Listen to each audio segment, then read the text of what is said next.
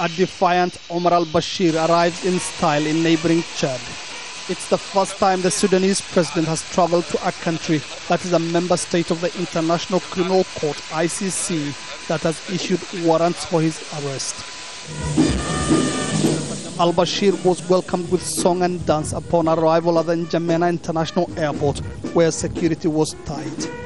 On hand to receive him was his host, former foe turned ally, Idris Deby. Deby has ignored numerous international calls for Al Bashir's arrest, most of them coming from international human rights groups.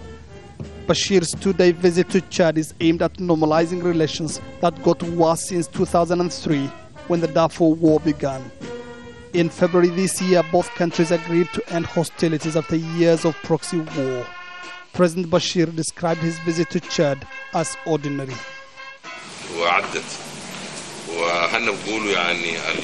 Everything that went on between Chad and Sudan was an accident. We regret it enormously.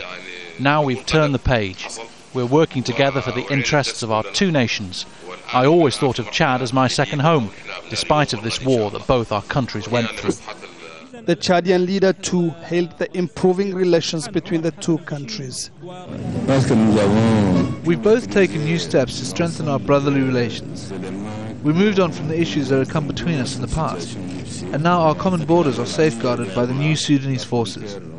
Now the people of Sudan and Chad move freely and safely across the border. While in N'Djamena, President Bashir will attend a summit of the Community of Sahel and Saharan States, (CENSAD).